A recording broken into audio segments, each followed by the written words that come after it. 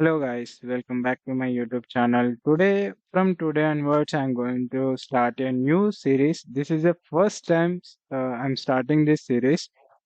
Please support me, and also if you like this video, please like it and also support me with the subscribe.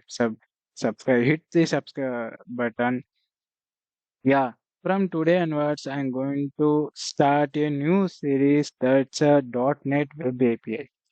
Okay, in this, I will explain complete from introduction to and some basic level. I will explain the .NET Web APIs, why we are using .NET Web APIs, and what is the use of that. And before start this series, I would recommend you guys, please, you should know a basics of the C hash. That would be better to understand the this web API concept. Like if you know the basics C hash, then that's a very easy to understand the syntax and everything in this web API series. Okay, guys.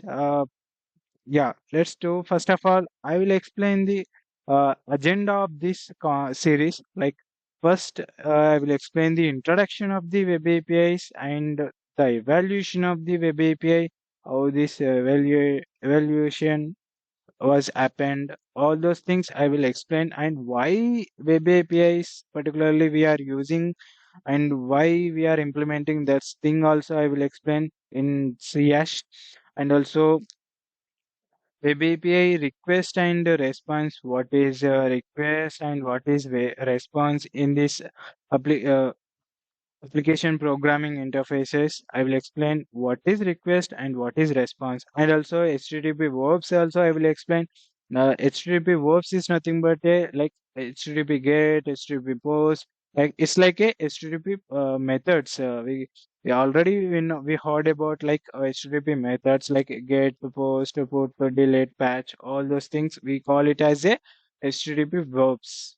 Okay, and that thing also I will explain in this series. And after that, create a first endpoint.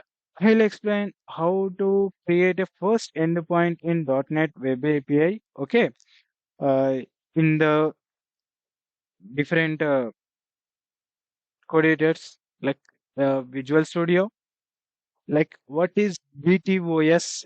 Uh, this thing also I will explain, and exploring the HTTP verbs using status codes and response types, model state validations, content negotiations, routings, auto mappers, dependency injection also I will explain.